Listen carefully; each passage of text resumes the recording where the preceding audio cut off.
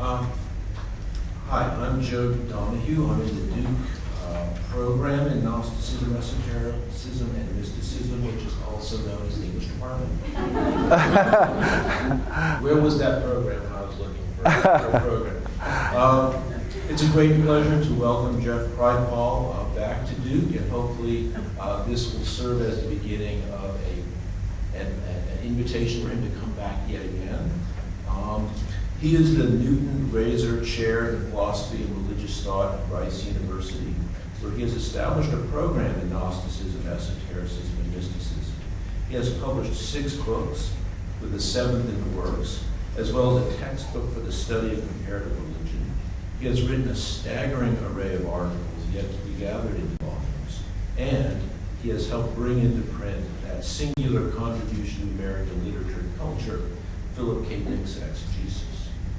Put another way, Professor Kripal is a leading figure in the field of the history of religions. The subjects of those 6 books range from Hindu religious figures to the homoeroticism of mystical traditions, to meditations on the lives and works of the founders of modern religious studies, to New Age spirituality, to superheroes, with a particular emphasis on the X-Men. Those articles cover a wide array of subjects, including alien abduction, telepathy, and occult happenings of all sorts.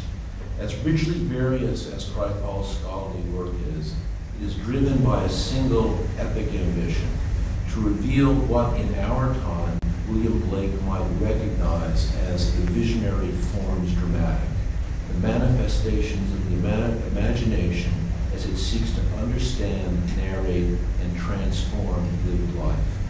For Kripal, there are fundamental experiences at the basis of what we call religion. They are always going on, often at a considerable distance from both religious orthodoxy and polite society. Dreams, visions, seizures, transports, prophecies, levitations, transmutations of matter, whispers from the dead, hints of worlds yet to be, the interior transfigurations wrought by physical trauma, and the heavenly herd we experience, as Emily Dickinson would note, when we come upon internal difference where the meanings are. None of these experiences are, it turns out, so exceptional, but as common as a certain slant of light. As Kripal says about the hairdresser who encounters a customer only to find out later that the customer had died hours before she saw him, tell me then, if this can happen in New Jersey and show up on CNN last fall, why couldn't it have happened in first century Palestine and have shown up in the Gospels? As a literary scholar, I take a deep interest in Kripal's attention to reading and writing, to style as an intricate part of how, in certain of his subjects, modernity fathoms the beyond. For him, I suspect, genres of writing, certainly that of the fantastic, are ways of thinking, are in fact aspects of consciousness making themselves known. Jeffrey Kripal is an epic imagination trapped in a historian's body. Equally remarkable and instructive when we consider his own writing is his humility before the experiences of those he writes about. What animates and makes so moving his vast unfolding argument about the spiritual life of modernity is Kripal the writer's willingness to enter into the secret logics of the subjects, his insights into and compassion for the incommunicable pain that shapes the stories we hear and the people we meet through his writing. Please welcome Jeffrey Kripal.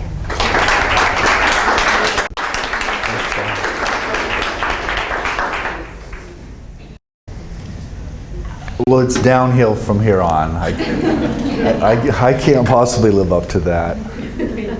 No, that was beautiful, Joe. Thank you for that. You sound like a poet. Thank you all for having me again. This, by the way, is a super cool venue. I wish we had something like this at Rice, but we don't. I'll go back and tell them we need to. So my talk this afternoon is called The Garden Next Door, And it's a pretty formal lecture. I'm going to read it to you because I want to deliver a series of ideas and a single figure, Elizabeth Krohn, and then hopefully we can have a conversation about it in the Q&A. I want to begin with a quote from the Brazilian anthropologist Eduardo Viveiros de Castro, who wrote, "When everything is human, the human is an entirely different thing." I'm going to tell you some stories this afternoon. They could not have possibly happened, but they happened nonetheless. I am not telling you these stories for the hell of it. I am telling you these stories because I think they are intellectually important. Actually, I think they are potentially revolutionary for the work humanist intellectuals do. And this precisely to the extent that they push us, goad us, provoke us to radically reimagine what we have called the humanities, by radically reimagining the limits of the human. I want to invoke the humanities here as a double entendre, an intentional double reference, to refer to both a set of academic disciplines within the modern university and the ontological potentials and pluralities that appear to constitute the human within the fantastic narratives that are our subject today.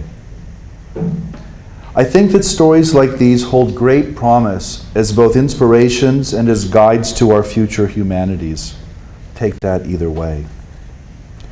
I think that they represent, or at least point toward, new forms of knowledge and new ontologies that lie well beyond both the present subjectivisms of the academic humanities, it's all in our heads and so unreal, and the present objectivisms of the social and natural sciences, it's all measured mechanical matter and so real. I take as my muse here the Brazilian anthropologist Eduardo Viveiros de Castro, whose philosophical reflections on his work with indigenous Amazonian cultures resulted in the following anthropological mindbender. When everything is human, the human is an entirely different thing. We will not quite get to that human everything, but we will certainly venture well beyond the limits of the human as these are presently imagined anywhere in the modern university today. I am not speaking within or about the present order of knowledge, with all of its respectable regimes of public status, grants, departmental structures, and technological marvel. I am speaking of a set of human futures of which I catch passing glimpses in my historical and ethnographic sources, but cannot establish in any certain or sufficiently clear way. I am speaking of a certain embarrassment, but one of astonishing untold possibilities. I am willing to be embarrassed. I am willing to be your fool for this. If my previous experiences lecturing on these matters is any measure, different listeners will silently invoke one or two simple strategies within an extremely limited range of responses. 3 of these responses, moreover, are essentially defense mechanisms, designed, I assume, to protect ourselves from the vast philosophical implications that these stories encode and release upon their listeners. Precisely because these stories are so out of the box, they box us in, or to be more precise, they force us to realize how we have boxed ourselves in. They force us to confront and I hope question our own limiting assumptions and cognitive habits. Boxed in, cornered, we have very few options at our cognitive disposal. Actually, I know of only 4. They go like this. The first one I want to call the hoax. Some of us will label such stories as made up, fictitious, or simply fraudulent. These labels will usually be silent and polite ones, but I have also heard them uttered out loud after such a lecture. This response boils down to this: she is lying. He made it up. It didn't happen. This is a hoax. Such a response is often effective because it is comforting. It works to protect the philosophical assumptions of the person making it, which usually boil down to some form of scientific materialism, historicism, or social constructivism. It is at base a conservative response. It also works, of course, because there are hoaxes and fraudulent cases. But as the mathematician and logician Kurt Gödel realized in his own fascination with the paranormal, a fake is often a fake of something real. If one has worked with enough of these experiencers, one senses profoundly and poignantly the inadequacy of this otherwise perfectly rational and often accurate response. In many of these cases, at least, the hoax claim simply rings hollow, untrue. It may conservatively protect a worldview, but it does it at an immense cost: the humanity and integrity of the experiencer relating the narrative. If the humanities are about understanding human beings, I do not see how we can promote this response as our primary one. The second response I want to call the honest misperception. Some of us will accept the honesty of the experiencer's personal narrative, but think that such a story is a complex construction of some kind of cognitive dysfunction, neurological blip, or sincere delusion. Some fault of memory, some confusion of dream and reality, some hallucination or pathology, some personal, social, or historical trauma, or most generously, some statistically predictable coincidence that was inappropriately isolated and emphasized. This too is at base a conservative response, since it protects and leaves unchallenged the philosophical assumptions of the respondent. It is no doubt appropriate and correct in many cases. The third response I want to call the distraction. When the hoax and the honest misperception fail us, some of us will let the stories stand, but we will not allow ourselves to think about them too much less to follow their implications down the proverbial rabbit hole. We will quickly forget about them. We will move on. We will drive home and have a beer, or watch a sitcom, or feed the cat. We will in effect distract ourselves, and so reset the dials to normal. This is not an intellectual response. It is a psychological or existential strategy, and it works. Fourth, the guiding sign. Fourth and finally, when the strategies of the hoax, the honest misperception, and the distraction all fail us, some of us will accept particular narratives as more or less accurate, if always culturally mediated representations of an actual historical event. And we will experience something between existential marvel and intellectual fascination. We will be intellectually fascinated because on some level, we will intuit that these representations and narratives are functioning as meaningful signs of the inadequacy of our present cognitive habits and cultural assumptions, and just as importantly, as encouragements to think and imagine anew. Please note that this fourth response does not in any way preclude us from invoking the first three responses where and when appropriate or necessary. There are hoaxes. There are honest misperceptions. And sometimes we just need a beer or breakfast. Perhaps not together, though. That's probably a mistake. Nor need such a response exclude any of the insights and established methods of our academic training, be these historical, psychological, cognitive, biological, sociological, literary, or comparative in nature. Okay, the first step. We are not the first to become so fascinated or so interested in these things. I've written a book about the intellectual history of the paranormal. It's not what you think. From the very beginning, the paranormal was coined and developed by scientists and intellectuals at places like Cambridge, Harvard, and yes, as you know, Duke. and it didn't go away in the 1950s and 60s. As Jacques Derrida realized at the very end of his life, the ultimate method of deconstruction is not linguistics, literary theory, or history. It is telepathy. It is the hard-to-answer phenomena of literal or symbolic communications between two subjects separated in space and or time, a kind of telepathic textuality, as it were. Every other form of deconstruction is mere child's play before such well-attested and universal phenomena. It is one thing, after all, to deconstruct a text, a language, or a cultural form. It is quite another to deconstruct space and time. In his essay, simply entitled Telepathy, Derrida turned to his own extensive experience of telepathic and occult phenomena and Freud's earlier engagement with the same.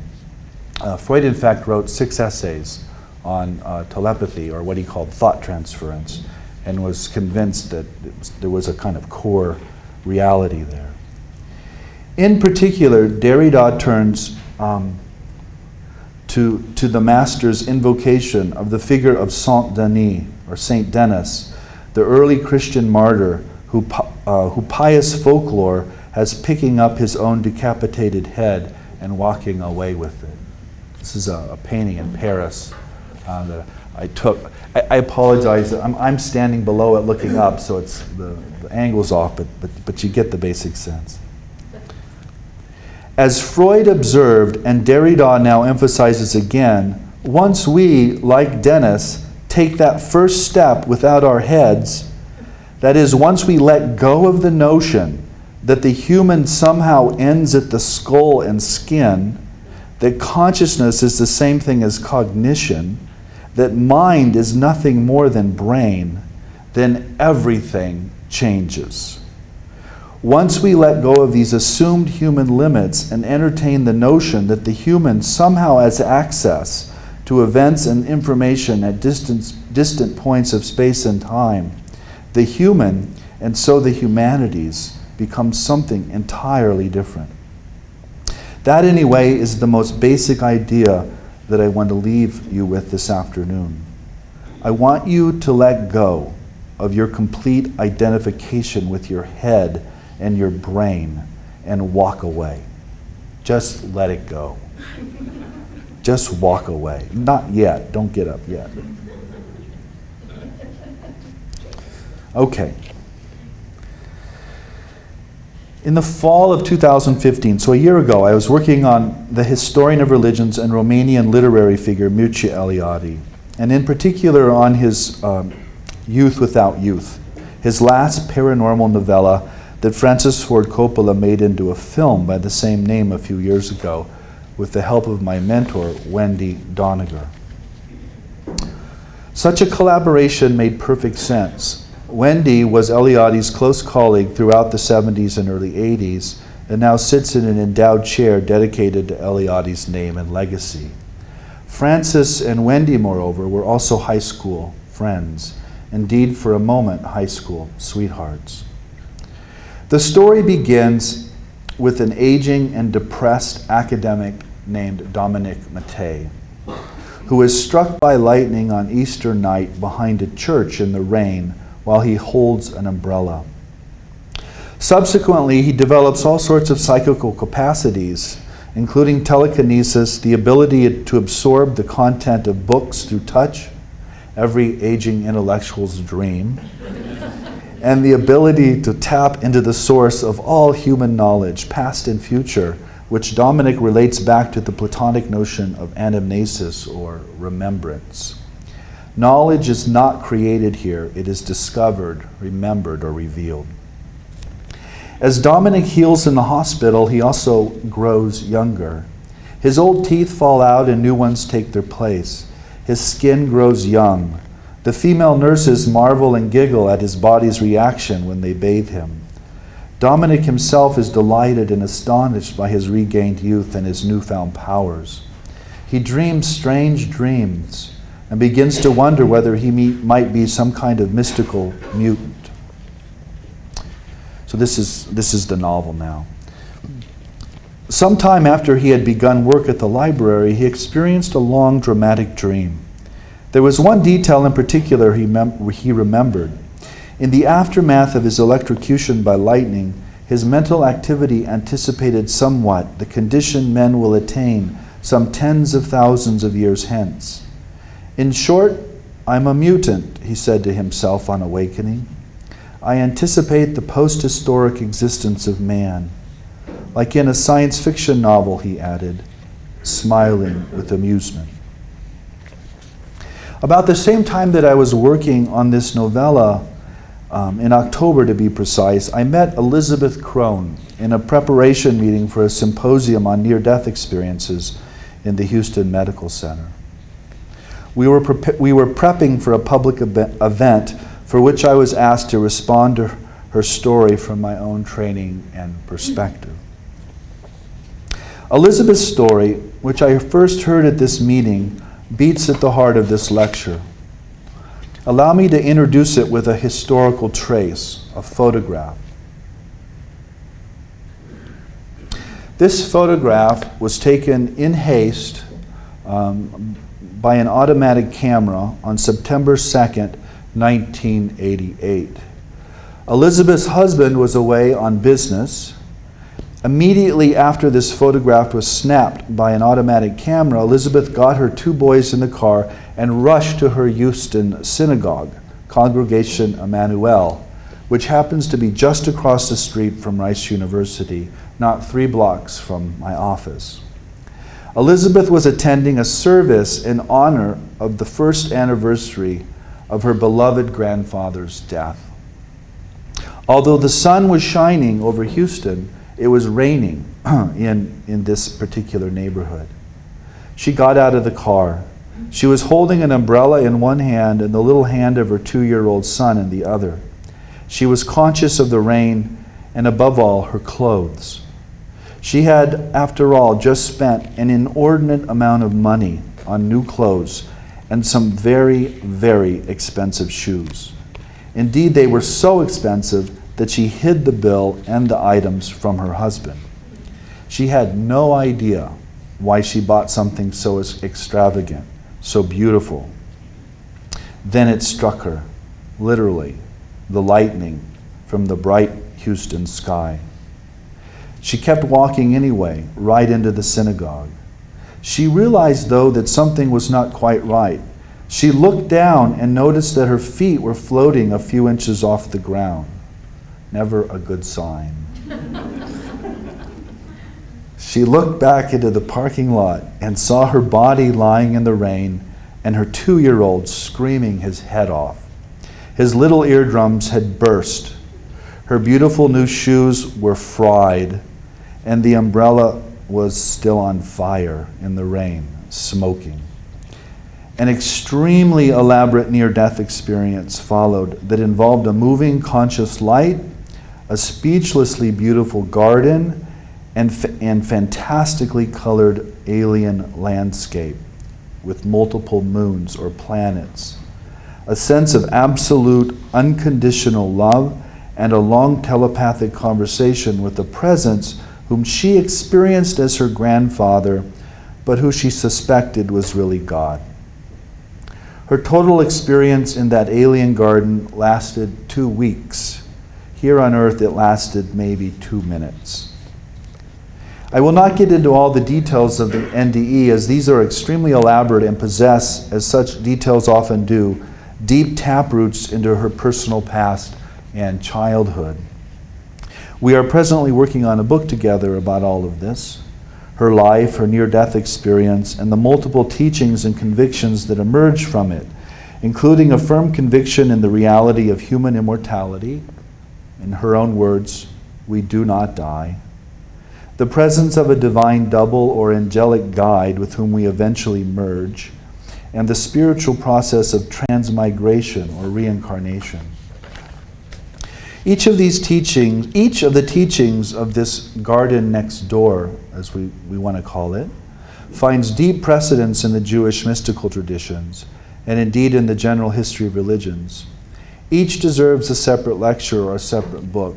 Today I want to focus on a single bright effect of the lightning strike, namely the fact that shortly after this lightning strike, Elizabeth's life was turned inside out by the appearance of new psychical capacities, particularly precognitive nightmares of major plane crashes and natural disasters.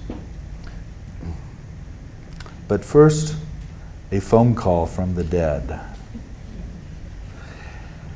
As with other paranormal prodigies, the mental and the material realms often mixed or traded places in impossible but socially confirmed empirical ways in Elizabeth's life. On one occasion, not long after the lightning strike, the phone rang at 3:18 in the morning, a.m.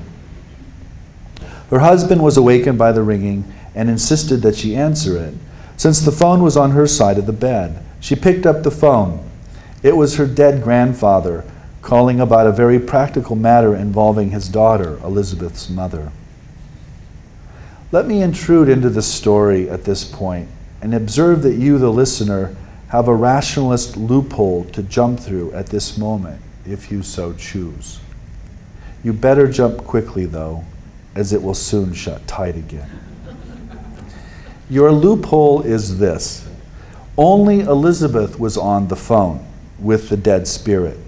Her first husband, Barry, although he clearly heard the phone ring, was never on the phone. I spoke to both Elizabeth and Barry about this. Barry was very clear that he heard the phone ring, but that he was never on the phone, although he kept asking her who it was. Elizabeth is equally clear that she rebuffed Barry's repeated requests and that, quote, all I heard were the words, but somehow I knew that Barry or anyone else would hear a tone or static, unquote, if they were given the phone. As she went on to explain, quote, the words were meant for me. I was the decoder, unquote. What we have here then is some kind of living energy encoded with information or a personality that is being transmitted into Elizabeth by a piece of human technology and then decoded unconsciously and effortlessly by her own electromagnetically transformed body brain. This, of course, is more or less how a television or your smartphone works. It receives an electromagnetic signal coded with information and then translates this coded energy into voice or image, or both. Basically, Elizabeth is functioning here as a telephone. She thinks I should add that this is all, in fact, very important. In her own words, quote, this is all about energy, unquote. This energy, of course, is of a very special kind.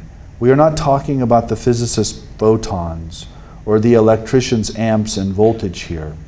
We are talking about some kind of conscious, information-rich energy that can be picked up by a human body brain and decoded into a personality or presence.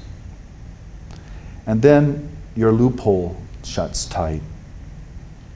The Spirit explained to Elizabeth how this kind of communication takes a tremendous amount of energy and that this same energy cannot long be sustained. He hung up. Who was it? Who was it, Elizabeth? Immediately, the couple, both of them now, watched in disbelief as the room filled up with a strange smoke and a red laser-like light appeared at the end of the hallway.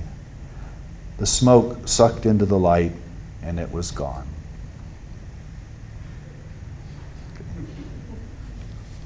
Such a phone call from the dead was only the beginning. As Elizabeth recovered from her burn, she had to stay in bed because of her burned feet. She slept a lot.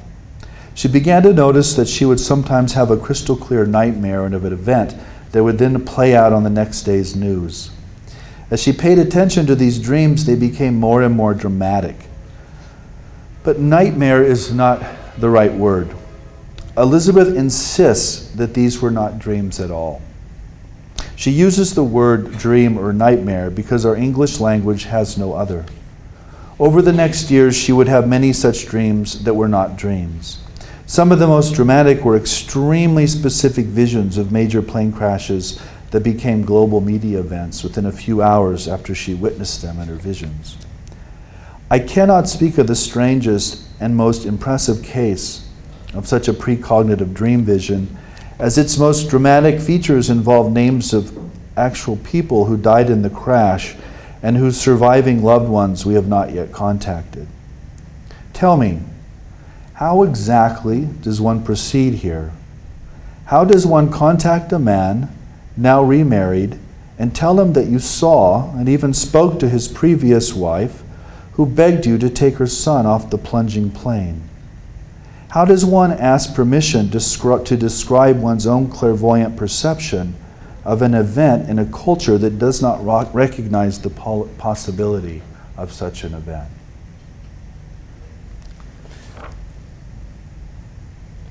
I'm going to skip this part. Other dream visions of Elizabeth are easier to write and talk about. Let me summarize just two of them for you. Consider, for example, the dream vision that took place on January 15th, 2009. Elizabeth and her husband Matt were vacationing in Jerusalem. So she's divorced Barry and she's remarried to Matt, which is her present husband. They had just returned from a day of touring the city. They were exhausted and laid down to take a nap before dinner.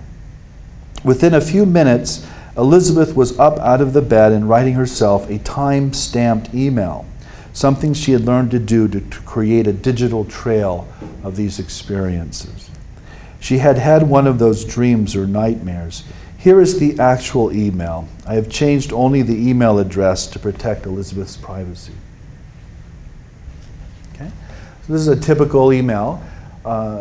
Mid-size commercial passenger jet, 80 to 150 people on board, crashes in New York City, maybe in River, not Continental, not American, but it's an American carrier like Southwest or US Airways. Okay? So she's picking up stuff, but it's not clear. She's drowsy, she's just writing this out. Note that this email was sent from Jerusalem at 2:57 p.m. Israel Standard Time. This was 8:57 a.m. Eastern Standard Time in New York. The plane went down 6.5 hours later at 3:27 p.m. Eastern Standard Time. The detail is not in the email, but Matt has verified for me that Elizabeth said to him after she awoke that she saw people standing on the wings of the plane. They both remember this detail very clearly because Matt immediately responded that this made no sense. You don't have a plane crash with people standing on the wing. That's ridiculous. Sorry, what about the date? Yeah, I was wondering Something wrong with the 1:15:19. Oh, sorry. That's just me. That's you. Yeah. 1:19:15? Well, I said no, January 15, 2009. Is that okay? Oh, 2009, yeah, we got a one. I'm being really precognitive here. That's called a Freudian super slip. No, yeah, that's just, thank you for the, you guys are, you're too attentive. Please don't pay so much attention. Okay, now I'm totally lost. Hold on. People on the wing, thank you. Okay, but this detail actually made perfect sense. This, after all, was the famous Hudson River emergency landing of US Airways Flight 1549, piloted by the now legendary Captain Scully. There were 150 passengers and 5 crew members aboard the plane for a total of 155 survivors. There were 100 injuries, 5 of them serious, but none were fatal. So this is the image we all saw on the global media afterwards. The second such dream I want to relate occurred in the early morning of February 2nd, 2015. Now I'm worried about my dates. Elizabeth woke up and emailed this to herself. Passenger plane with propellers. Plane is white. Foreign airline, maybe Asian. Crashes in a big metropolitan city right after takeoff. Right wing of plane pointed straight up right before crashing. Most on board killed, but some survivors.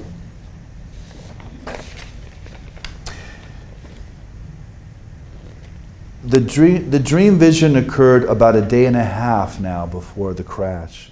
On February 4th, 2015, TransAsia Airways Flight 235 crashed soon after takeoff. There were 43 fatalities and 15 survivors. A dashcam video stunningly caught the crash in process. The right wing is pointed straight up as the propeller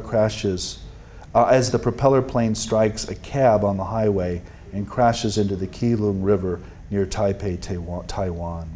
The famous picture of the crash in process is exactly the image Elizabeth saw in her precognitive dream. Now, there are many, many things we could say about Elizabeth's precognitive dreams, including the possibility that in these two cases at least, and this is what I find really interesting, for those of you in media and technology, in these two cases at least, what Elizabeth was actually dreaming was not the historical events, but the media events about the historical events. My gut feeling here is she's dreaming the image on the internet, not the actual event. Her dreams, after all, were virtually identical to the images that appeared on television sets all over the world the next day. There appears to be some very deep connection between human technology and paranormal capacity, both here and in the phone call from the dead scene. So there's this weird thing going on. There are other matters to address, including something that skeptical writers rightly call the file drawer problem. Anybody know about the file drawer problem? This is the observation that a researcher or writer about such things, such as myself, might be dealing with dozens or even hundreds of these dream visions, but only report or put in a public lecture the ones that played out. The result is a false impression of accuracy when what one really possesses is a complex picture of hits and misses. Okay? So I just want to acknowledge that. And I haven't worked with Elizabeth long enough to tell you whether that's an issue or not. There are responses to this objection, which I take very seriously, but they will not satisfy the ideological debunker.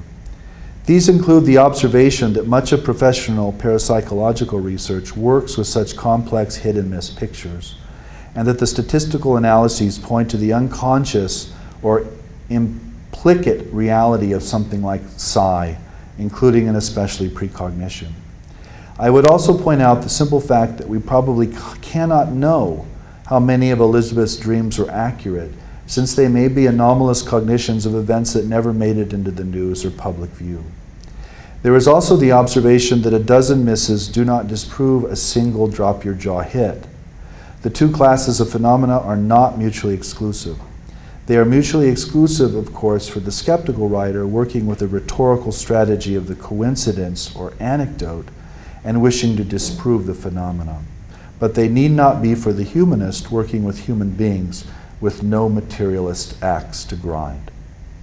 What really determines one's conclusions here is not the data themselves, but the ontologies and philosophical assumptions one brings to the data.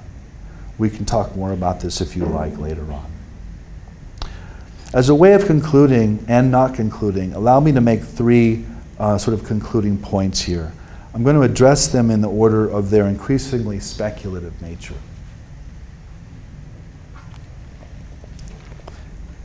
So this is now, it's me thinking about Elizabeth, but also other figures like her, and what this sort of means for the study of religion and perhaps the humanities in a broader sense. First, I think the most basic and uncontroversial thing we can say about paranormal experiences like those of Elizabeth is that they appear to lie below or behind basic religious ideas and practices, like the soul, immortality, transcendence, divination, and transmigration. We do not need to accept the ontological reality or truth of any of these ideas to see that A, these types of sincere and honest experiences occur in all cultures and in all times, that is, they are universals. And yes, I said the U word. And two, they naturally produce in their subjects a deep and abiding conviction in the reality of their specific contents. Ann Taves has referred to these kinds of extraordinary events as the building blocks of religion. They are not yet religion, nor need they be construed as religious. Some people have these experiences and do not construe them religiously. They must be construed or interpreted religiously to become so. If these same religiously construed extraordinary events are then taken up by communities and transformed by the various social, political, cognitive, narrative, and artistic processes that we have identified and analyzed in the humanities, they might well be built up into religious forms and institutions. We might start with a series of post-mortem apparitions, many of them apparently physical, and end up with something like Christianity. What the historian of religions literate in the psychical research tradition, let me start over. What the historian of religions literate in the psychical research tradition knows that the believer or even scholarly colleague does not is that such post-mortem apparitions, even the physical ones, are as common as water in the history of religions, but that only a tiny few get picked up and used as building blocks for new religions. Joe mentioned the hairdresser in New Jersey that appeared on CNN a few years ago. It's a perfect example of this. This was a hairdresser named Nina Del Santo who encountered one of her longtime customers at the door. And interestingly, he wouldn't come in the shop, which is kind of an early giveaway if you know the folklore. He went past through the doorway. But he wanted to thank her for all that she had done. He had been through a divorce and lost custody of his children, and he just wanted to thank her. And then she got a call that night that he had committed suicide 8 hours before the conversation. So I mean, so there's an encounter with a resurrected man who committed suicide, in New Jersey of all places. I think Ann's building block approach is highly relevant and spot on here. It is perfectly true that paranormal events need not be construed religiously, although they often are. Indeed, I would observe that the historical origins of the term paranormal, it was first used by a French psychologist named Joseph Maxwell in 1903, was precisely an attempt to get away from the supernatural interpretations that had long surrounded such universally reported events. The paranormal, as originally intended, did not mean the supernatural.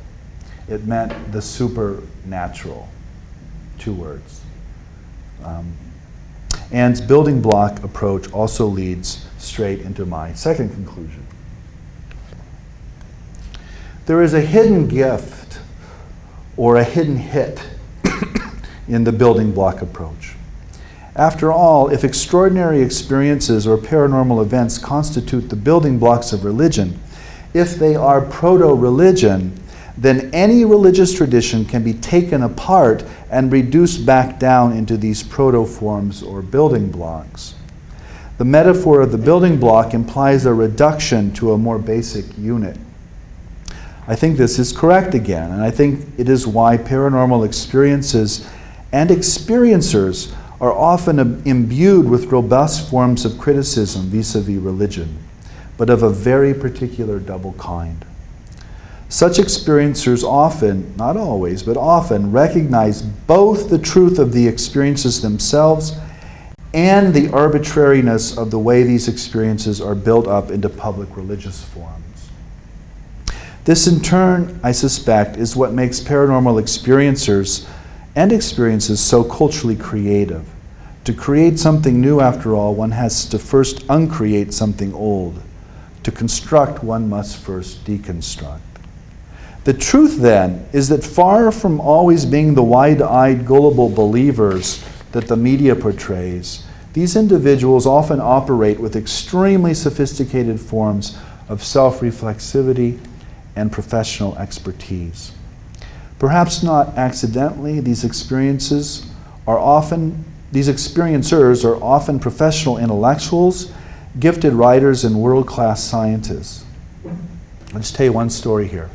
Last month, I spent 3 days discussing these same matters with a number of accomplished scientists from a variety of fields, from genetics and rocket science. There was really a rocket scientist there. I never met a rocket scientist. They exist. They're like, so from genetics and rocket science to information science and biochemistry. All of these individuals were convinced that the phenomena are real and deserve major attention, but none of them construed them in traditional or recognizable religious ways. And by the way, most of them would not go on record saying this. So there's a kind of secrecy that kicks in here as well. One of these individuals who has gone on record, Kary Mullis, won the Nobel Prize for Chemistry in 1993 for his invention of the polymerase chain reaction, which is what made the Human Genome Project possible. Kary spoke eloquently and forcefully about a series of alien-like abduction events on his Northern California cabin property that involved himself, his daughter, and another scientific colleague, all independently.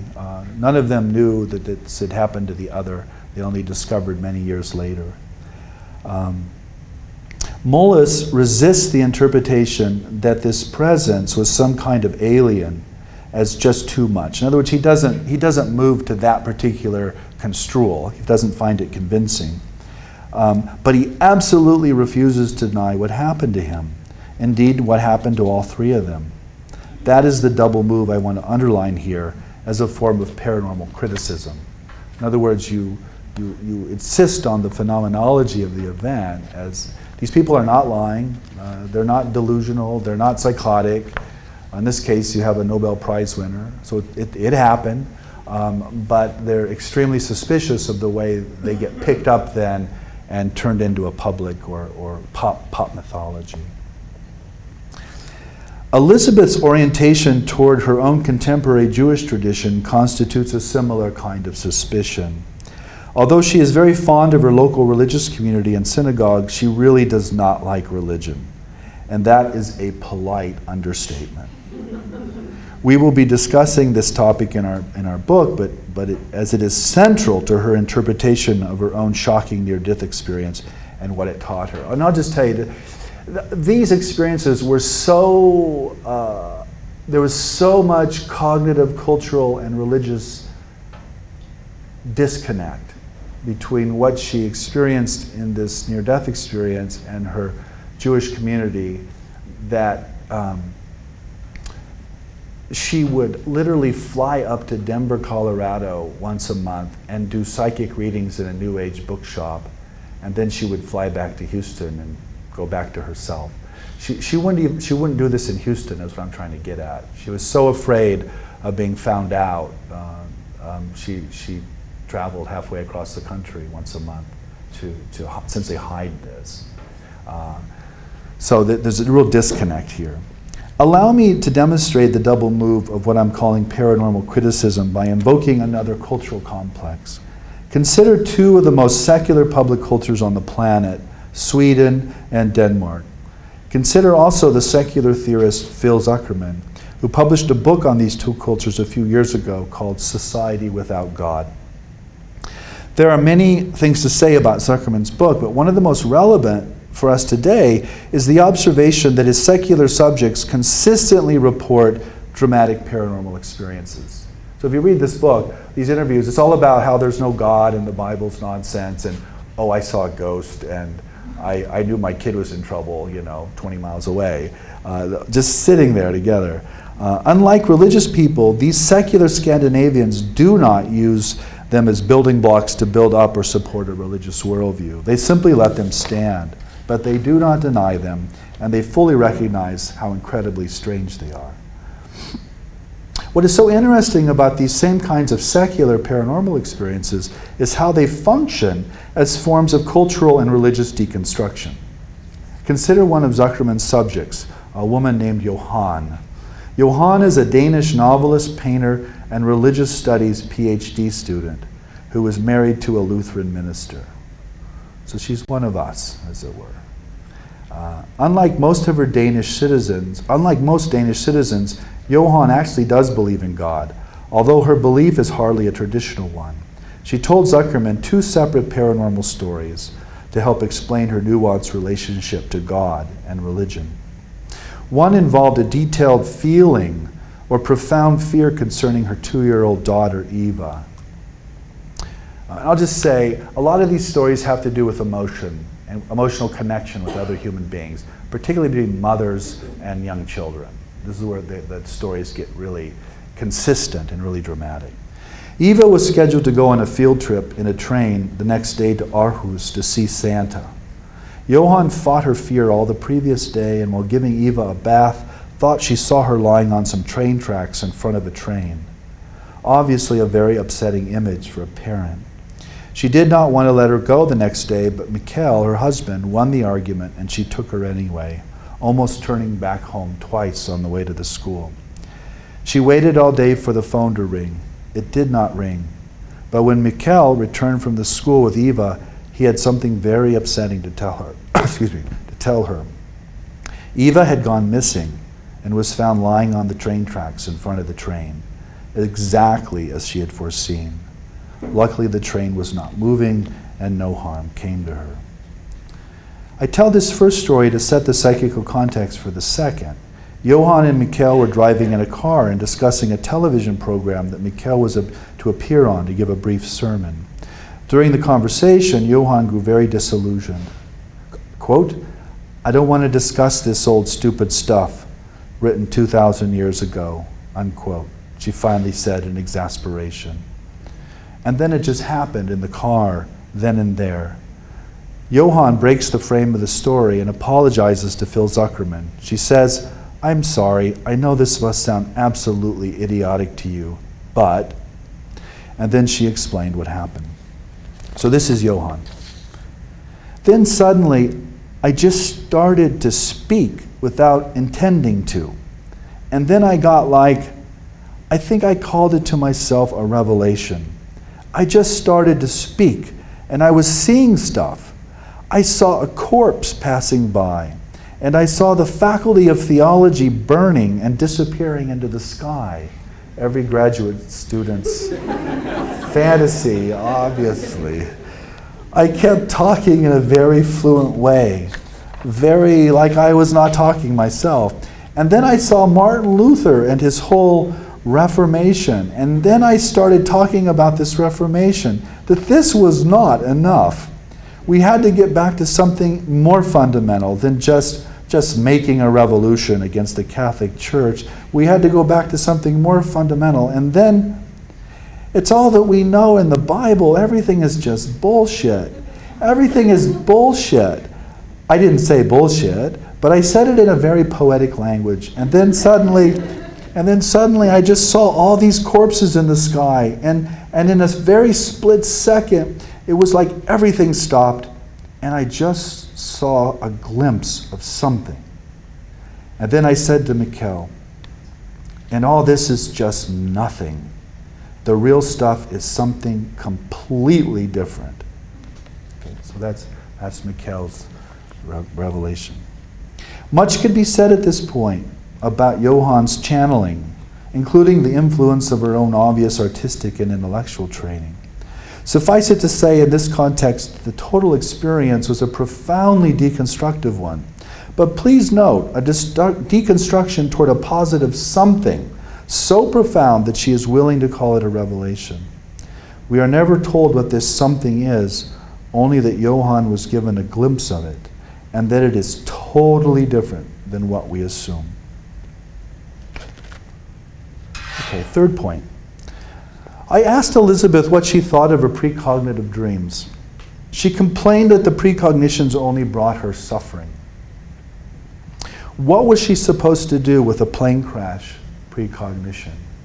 Call the FAA? The FBI would be at her door the next day, right? She also commented on how these particular abilities really had nothing to do with her. She hates them.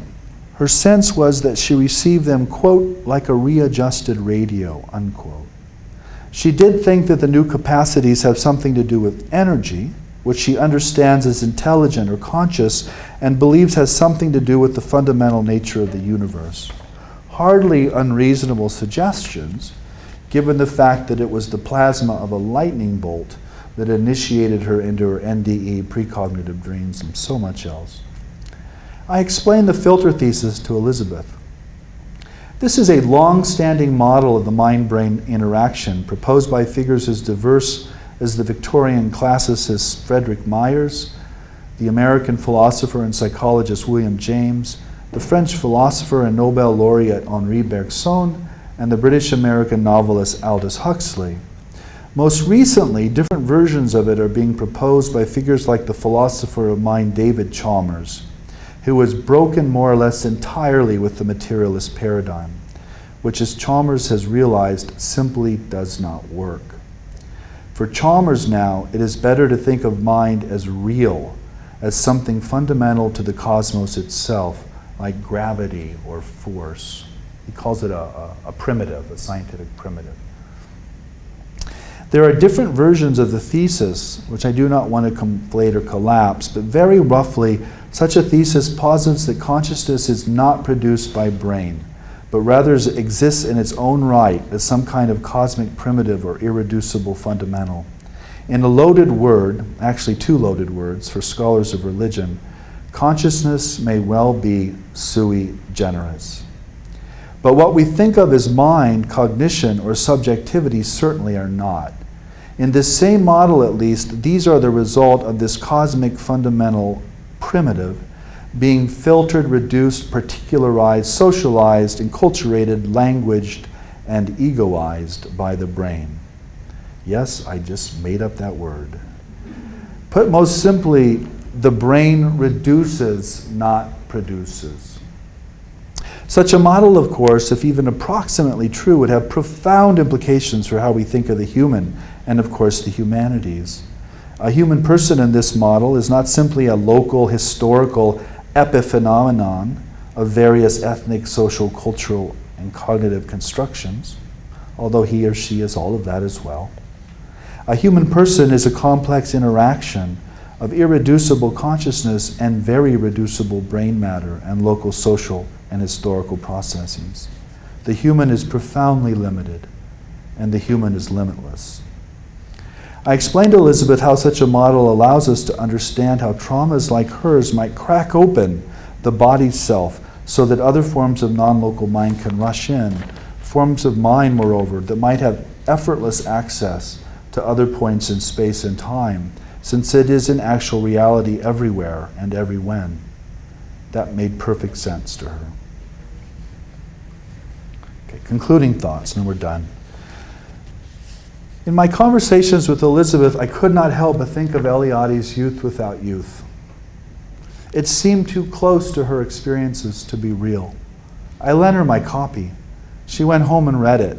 The next time we met, I asked her what she thought of it. Her reply was immediate. That's not fiction. It is not difficult to understand her reaction. Like Dominic, Elizabeth had been struck by lightning holding an umbrella behind a religious building and subsequently developed various psychical capacities. As in Dominic's case again, the cloudburst was an exceptionally odd, even symbolic one. In both cases, the cloud or storm appeared to be restricted to the small space over the individual. Like Dominic again, one of the first powers to emerge were precognitive dreams.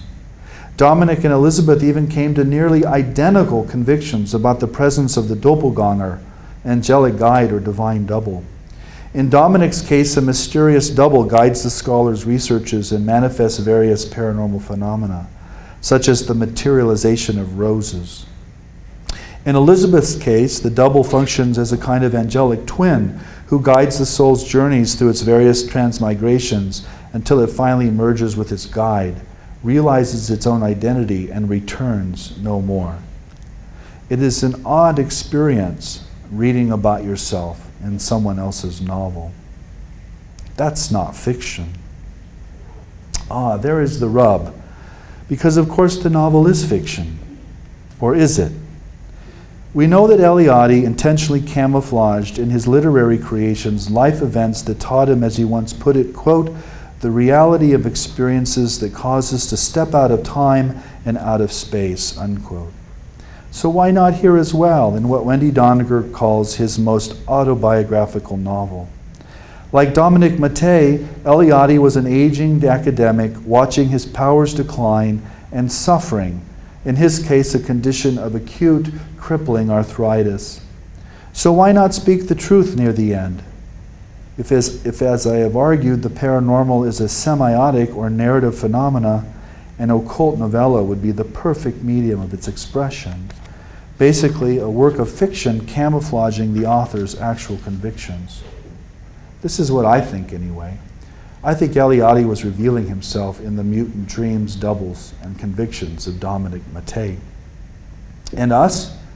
What are we to make of Dominic Mattei's occult scholarship, or of Elizabeth Krohn's precognitive nightmares and phone call from the dead, or of Johann's precognitive vision of the infant on the train tracks and the channeled revelation about the Bible bullshit? What do we think the limits of the human, and so the limits of the humanities are? I recognize that one important thrust of the new humanities and the new materialisms is the attempt to reabsorb the human back into the natural world, to write and think against human exceptionalism within fields like posthumanism, animal studies, evolutionary psychology, and ecological philosophy. I welcome all of that, but I also wish to query some of the underlying assumptions of these literatures from within my own historical sources. That is, those various and sundry mystical and magical literatures in which the human is constantly reabsorbed or united with the natural world, only to realize that the natural world is itself somehow human. How else, please tell me, can a woman sleeping in Houston or Jerusalem see in near perfect detail an event that will take place on the other side of the planet, and in the future no less? Tell me, what is the natural world here? What is space? What is time? Or what we so confidently call history? And most importantly of all, what is the human? And what are its limits? Are there any such limits? And so we end where we began, with the Brazilian provocation of Eduardo Viveiros de Castro. When everything is human, the human is an entirely different thing. Thank you very much.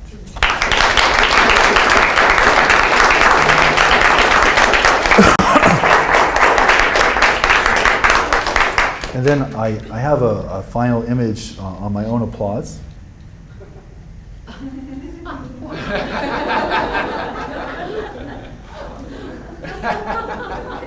There we go. Okay, so Joe, you're the grand moderator.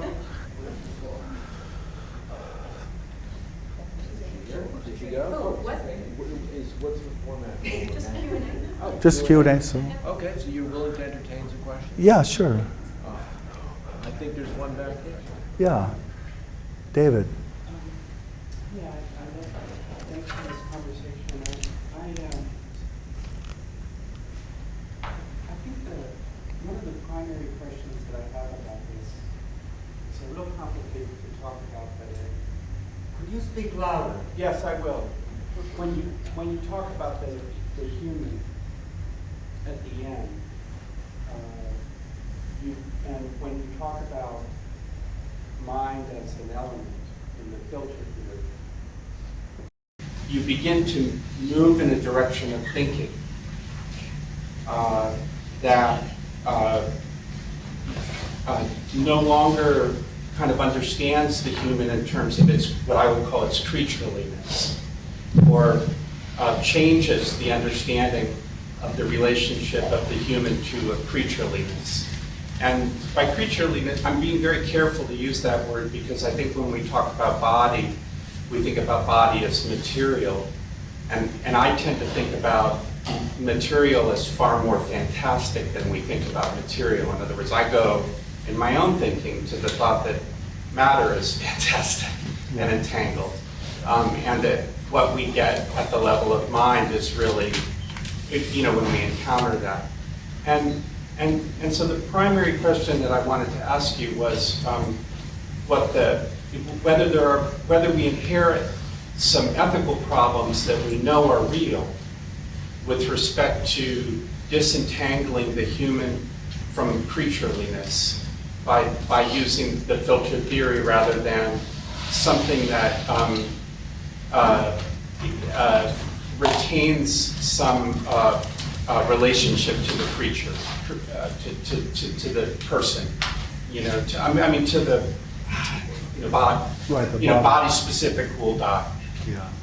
So, David, are you asking about what the moral implications of this is? I'm asking you how you defend the problem that the way that you ask the question or think about the greater freedom for, or ask the question or construct mind there, why that doesn't inherit certain ethical problems that have existed for people with respect to the creaturely when they've begun to think in those terms.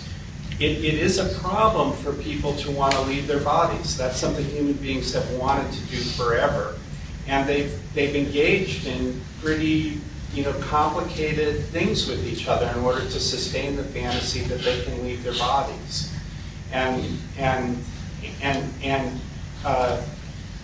want to hear how you see that discourse not moving in the direction of thinking of that if you're using a language of mind, which is the language that's classically been used to talk about that leaving the body, in order to talk about this thing rather than something like the creature. Yeah. That's a big question. Yeah. I'm not sure I have an adequate answer for you. Okay. Let me try to hit it from two different angles. Sure. And I'm not trying to avoid it, it's just that I don't think I have a good answer for you. I just wanted to voice it, Yeah. because I think it's important, I guess. I would say three things. First of all, if Elizabeth were here, she would say, but we can leave our bodies, right? She would just say that. Yeah, but I don't think that changes our relationship with our creatureliness. Right, but she would say that, and I would say that whether we think that's possible or not does matter, to how we think about ourselves. I think the other difficulty here is that very often these kinds of profound religious experiences occur in traumatic situations which we would never want to replicate consciously or intentionally. So, I didn't tell you all of Elizabeth's story because we didn't have time, but her childhood was just riveted with profound sexual trauma. She was abused for years as a little girl, and she thinks that has something to do with her ability to have this experience later on. So there you have the situation of a human being learning to dissociate essentially in traumatic contexts and then accessing that same ability later on in a lightning strike to have a religious revelation essentially. And what the relationship between those two are, I think, is really complicated. As a historian of religions, I don't think of the sacred as moral, by the way. I'm very much an Ottonian here. I think of the sacred as this mysterious but terrifying presence or energy that interacts with human beings and can just as well kill us as it can, embrace us. So I don't think of these things in moral terms to begin with. Now that doesn't mean that the moral issues aren't important, David. They're extremely important to me, and I've written about these things, but I'm not sure that they help us to explain why these things happen to certain people and whether they're possible or not. I think morality can shut down a lot of things. Moral reasoning can shut down a lot of possibilities that might in fact be there. And by that, I'm not encouraging us to be immoral. I'm not encouraging that at all. And I think the filter thesis does not actually dismiss embodiment. It insists on it. You need the filter to get the filtered. You know, they come together. This isn't a simple form of dualism where you have some kind of dead filter filtering something that's alive. It's that the body has essentially evolved in such a way as to pick up something that's already there in the cosmos. So it's not this simple dualism that I think we might imagine sometime. It's just a species of discourse, you know? Yeah. And you were careful at the beginning. And when we go off talking about mind, usually we move off into, and you know, you know this in Shiva Yoga, you have this idea of spanda, you know, this movement of Kundalini up and down at the same time. And I think that when people hear the spanda, or when they hear Kundalini, they think of the going out, you know, and they don't think of it coming in. And Maybe we could take this up in the seminar to allow for some more questions. absolutely. And I just was responding to that, but absolutely, sure. I mostly just wanted to introduce that language, and that was good. Thank you. Thanks. It's just a footnote. I did edit a whole book on mysticism and ethics early on. Nobody's heard of it because the press went out of business. They're publishing it, so it's sort of like it exists and it doesn't exist. But we can talk about that in a seminar. It's a real issue, and I want to acknowledge that. Yeah. I was wondering, I'm sure you're familiar with the Global Consciousness Project, where there's the random generation of numbers, and prior to, say, disasters, that the numbers start developing some sort of a pattern as if the collective consciousness is anticipating it. And I'm wondering if, it just occurred to me, the whole idea of Elizabeth coming up with these images of the media might be a connection to the collective consciousness rather than the incident itself. I was just wondering about it. I mean, maybe. Again, I think I don't know. I mean, Yeah. I think she has to be tapped into something to get the visions to begin with. But what she's tapping into, I don't know, and she doesn't know.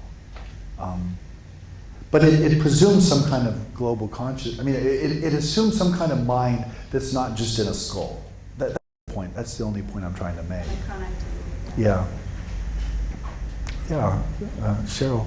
I was wondering if in your conversations with Elizabeth, right, the 9/11 came up, right, because she has so many visions and scenes that involve disasters with planes, right?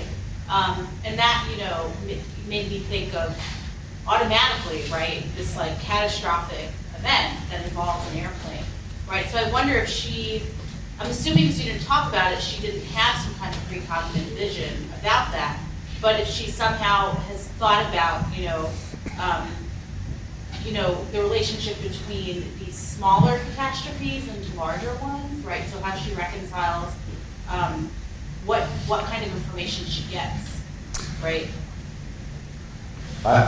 She's never talked about 9/11 in my memory. I mean, I can go back and ask her. Yeah, I find it interesting for her, because if I had visions like that, right, I'm trying to like occupy her mind, I would automatically be like, well, why didn't I see that? Right? So I think her answer to that, I think I know her answer to that is, she's not doing this. There's always the dream, particularly among parapsychologists, to somehow operationalize this and turn it into a technology that we can then manipulate and control. That's sort of that's one side of the dream, but that's not her experience. Her experience is they come whenever they want to come, and she has absolutely no control over this and doesn't want them to begin with. So this metaphor of the readjusted radio is her image. She's just picking it up. She doesn't have any power here. She's just tuned into these things that come flying in. She would love for them to go away. That's why she went up to Denver for a year or however long. She was trying to get rid of the stuff. She was trying to see if she acted on this, if it would stop. Yeah. Just to clarify, when Taves is talking about these experiences that we deem religious, is the language she uses rather than talking about religious experience, that's the move she wants to make. She's not specifically referring to psychic experience, she's referring to any experience and why out of this panoply of experiences, some are deemed religious and some are not, correct? Yeah. So it's not necessarily that these psychic, that Taves isn't saying that there's these psychic phenomena that get built into religion. But there's a whole array of experiences, some of which we choose to deem experience in some context. For example, undergraduate or fans at a baseball game or at a basketball game don't deem that religious, but a similar phenomenon will be deemed religious. I'm just trying to. Yeah, I think that's fair to Anne. But we've discussed these sorts of experiences together, and so she applies her building block approach to them. Okay. They fit. I hope I didn't suggest that a lot of my colleagues, she's actually is more open to talking about these things. Well, she's extremely open, but I was just trying to. Yeah. Check But you're my right. memory of No, you're both. absolutely right. Yeah. You're absolutely right. But she's perfectly happy to talk about experiences like Elizabeth's as part of her building block approach. And that's not always the case, actually, for, as we know, for a lot of our colleagues. But you're right. Her approach is by no means restricted just to this. She's been working, actually, I believe, on channelers. So, I mean, she is really interested in this stuff, this particular stuff. The woman in the back. Yes, please. I was wondering if you had any further thoughts. You made a connection in the middle of your lecture about technology and how a lot of her sort of experiences end up being either through the phone or kind of like immediate technology. And that's very interesting to me, thinking about the kind of consciousness you were talking about at the end. And I wonder if you have any more thoughts about it. I'm smiling because one of the things I often think and often say, I think sometimes when we study these things, our assumption is that the more we study them, the more reasonable they'll get and we'll be able to explain something. And actually, the opposite is true here. The more you know about someone like Elizabeth, the weirder it gets. It doesn't get more reasonable. It gets stranger and stranger and stranger. And the technology, I think, is one of those sort of high-end, strange elements here that as soon as you think you've figured the paranormal out and it's some kind of subjective experience, or it's or whatever you think it is, then something like a phone call from the dead hits you, or the internet images. So it's just a long way of saying I really don't understand it. But what I can tell you historically is that talking about psychical experiences is tracked very closely with the history of technology. So in the 19th century, when Myers coined the word telepathy in 1882, he was thinking of the telegraph. That's what he was thinking about. And later, when Upton Sinclair writes about telepathy, he calls it mental radio. And of course, today people invoke Wi-Fi and the internet. So it really does track the history of technology. And I think as we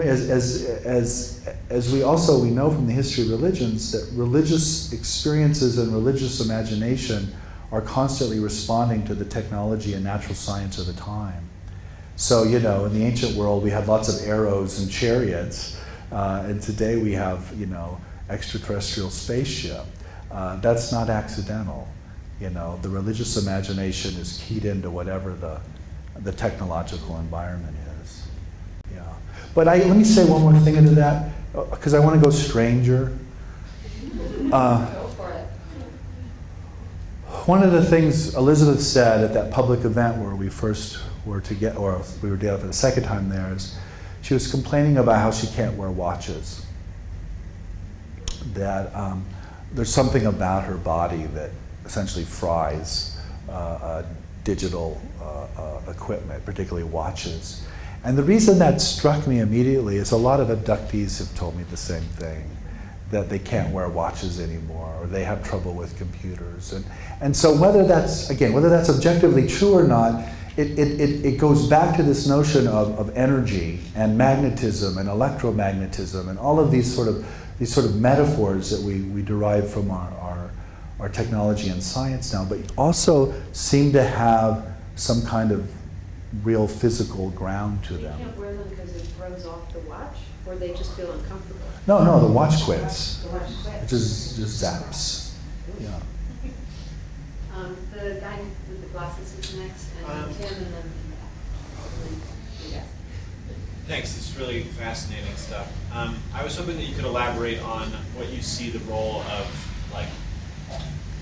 us as observers who didn't have the experience.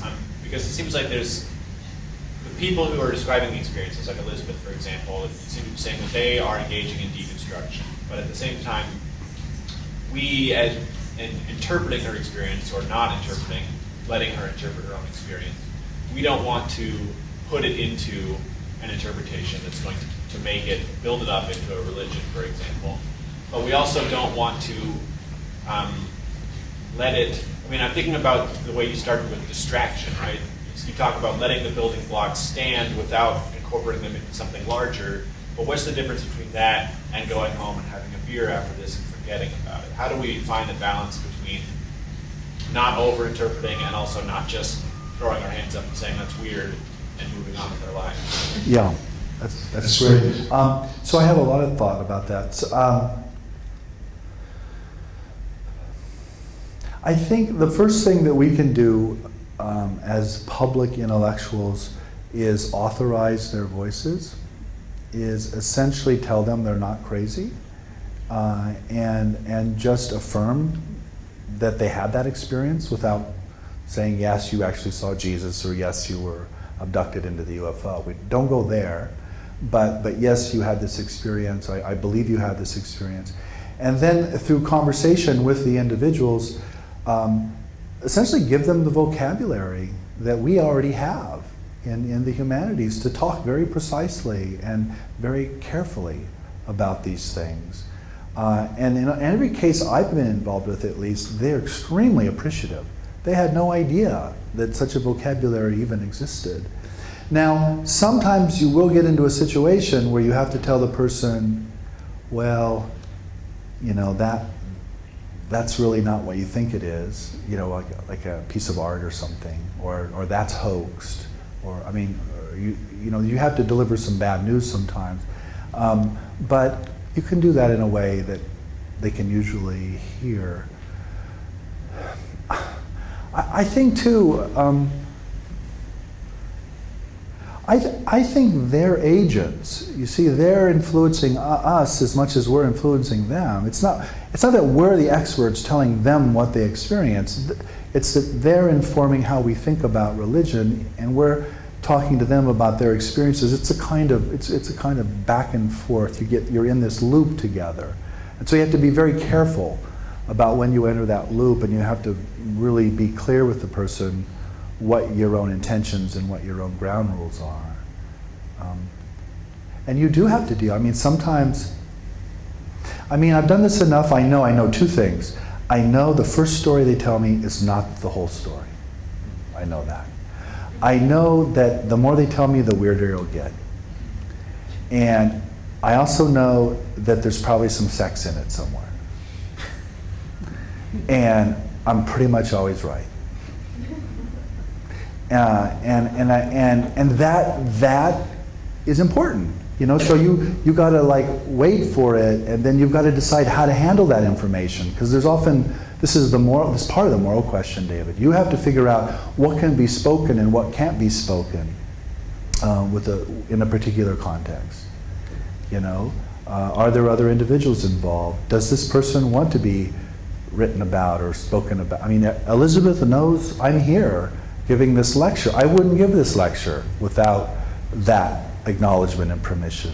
It's actually her book, and I'm essentially her ghostwriter who's not a ghost, you know? So it's a completely symmetrical kind of thing. But I think it can work. And I also think a lot of the conversation around the paranormal in the public media and on television is really, really stupid. And we could just help so much. But I'm not sure they want to hear us, you know? I mean, that's the other question. Does what we have to say sell, you know? I once invited some Hollywood people, some screenwriters and special effects people to a symposium on the paranormal and popular culture. And I basically spent 5 days with them and just kept asking them, can you people make a movie about the paranormal that doesn't involve spandex or things blowing up? And they were like, no. And I was like, why not? I got you. I can give you all kinds of great historical sources. You could actually do a film about like a real historical person, and it could be like real, and you could like do this. And they're like, that would never sell. You know, I can't sell that to the studios. There's got to be things blowing up, you know. So that's the problem with this, I think. So I had seen 3, 1, 2, Was it- 3, and then, yeah, 1, Yeah. 2, 3, and then we'll call it a day. So, good. So my question has to do with language, the fact that as an experiencer that is decoding that experience in words and then you're using words to relate what's happening. And so I'm wondering about the semiosis that's involved here, because the experience seems to be, you called it the plasma in the lightning, infer that might have some kind of effect, and I'm seeing the media representation as an analog to flashbulb memory, which is how we recollect things that happened in the past, that it seems to be, there's an element of light and experience that,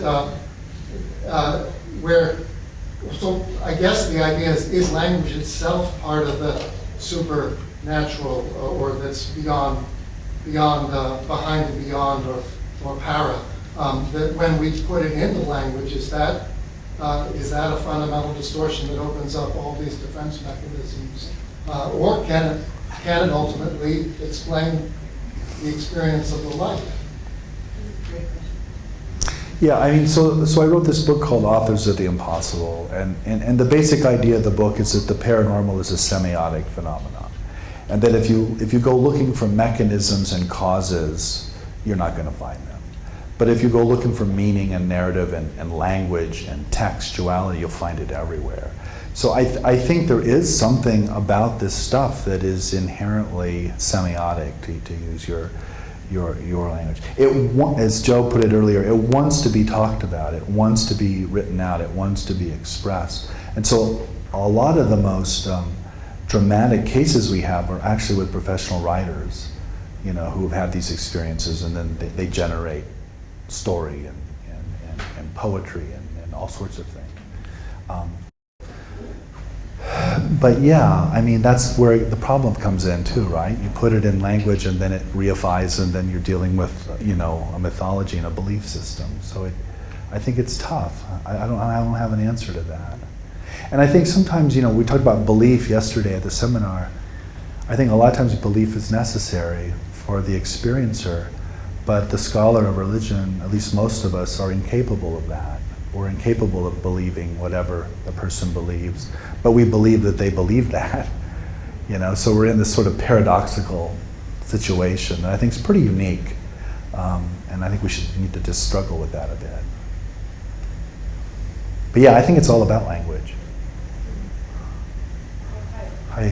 I came to this from background, like historically, with the Spanish mystics in the early modern period.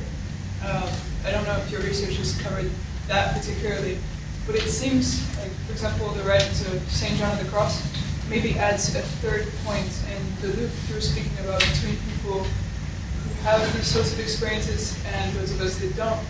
He's offering, it seems, some sort of coded way to at least open yourself to these experiences. So I was just wondering if you had any Like if that's a false understanding of that, or if you had any other ideas? Yeah, that's again, it's a good question. So I started my intellectual and spiritual life in a Benedictine monastic seminary, reading John of the Cross actually, and Teresa, and all of all that whole corpus. I think that's fundamentally different than like Elizabeth here. And the reason is, in a monastic regime or a community, a religious community, you have a set of rituals and practices that are designed to invoke or provoke or catalyze these experiences, right? The people I work with, these things are almost always accidental. They're literally hit by lightning out of the blue, or they're literally wake up in the night and there's something in the bed with them. These are not things that they practice. These are not part of a monastic discipline. Although I suspect in cases like John or Teresa, that my suspicion about them is that they're in this regime, but they've also had these dramatic illnesses or dramatic sufferings that have opened them up as well. I don't think it's an either or kind of situation. But I think that's different. I don't what we call the paranormal, the sort of American paranormal, it's still proto-religious. It hasn't got to that religious institution building phase. There are no monasteries where you can go and practice the paranormal.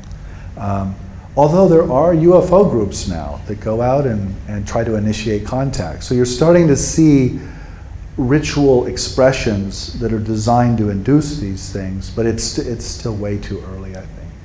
I mean, John and Teresa, I mean, that's 1,500 years into the tradition, right? Right, Yeah. It's tough to tease out sometimes where they're trying to work within tradition. Yeah, it's a whole nother thing, but I just wondered how you saw it as related or unrelated. And another thing I would say, John and Teresa, whom I do know, I mean, not personally, but they were very close to my heart decades ago now.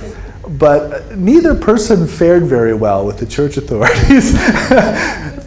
Yeah, there was real dissonance there, and John spent a lot of years in jail, and Teresa spent a lot of years trying to convince her spiritual director that these weren't demons. So I think that's a similar kind of thing you have with Elizabeth. The first thing she did was she went to her rabbi to try to talk about this experience, and no, that got nowhere. So, so that was shut off, and so then she went over here. So, I mean, I think that's part of the story here. Yeah, I was just having two thoughts. So one was when you were talking about so what happens to make something that can be incorporated into religion or not, and then this profoundly secular group of people all having these different paranormal experiences. I was thinking about our work as a queer theologian and a queer Black feminist literary scholar. We did a project of interviewing Black lesbian feminists decades older than us, like looking for history, you could say, in a certain sense. But we had this experience where we were like, why do all these people have superpowers? Like all of them, like why? This is like amazing. Of course, we admire them for just being able to be who they are, but they also shared in common the experience of being excluded from religious spaces and told like you are not normal, right? And up to like you are not human, right? So then they're constructing any experience they have in that with that trauma, but also in this way that it's not to be, it can't be reclaimed and reincorporated into that religion in that sense because of certain breaks that they've experienced from being excluded.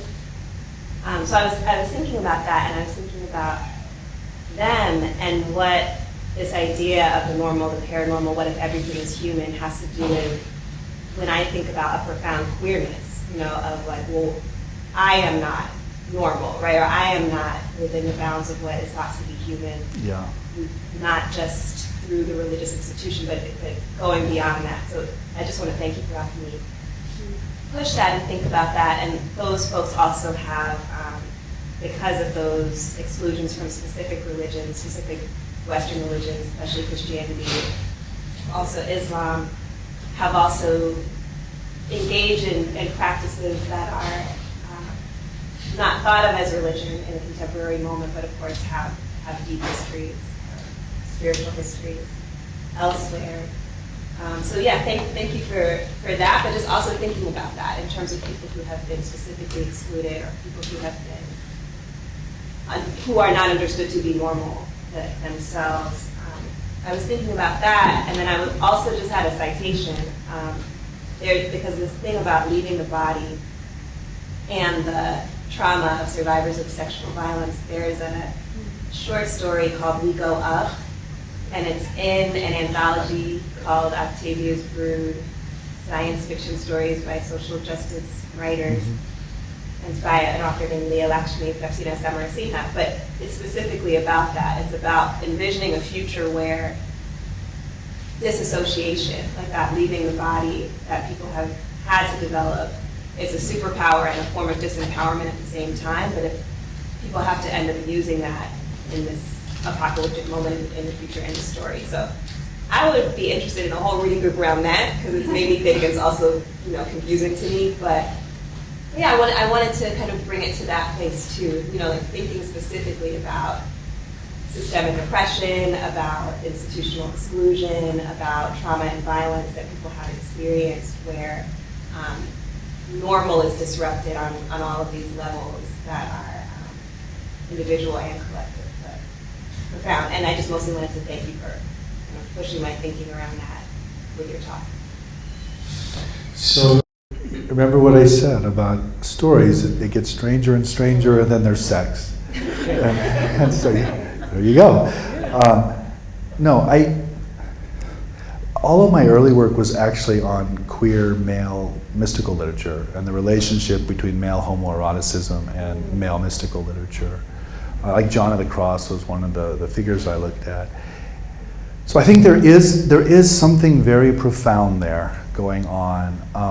And if you look at the history, the modern history of psychical and parapsychological literatures, the sex is everywhere, but it's almost never straight.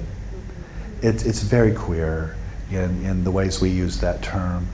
But nobody's looked at it. Nobody's written about it. So there's a whole area there that's, I think, just ready for someone to look at. And I once asked the parapsychologist Dean Radin, I was asking him about this, and I was like, Dean, if you look at these mediums and these psychics, they're like, the sex is everywhere. Why don't you write about that? And his response was, Jeff, we are in so much trouble already. If we add sex to the mix, nobody's going to listen to us. So I think, but it's a joke, but it's true. There's something about queering the mind-matter relationship that fits into queering our bodies and queering our sexualities in a really, really powerful way. And I think if you looked into the lives of some of these individuals, you'd see that over and over and over again. Thanks, Jeff, for yeah, thank you.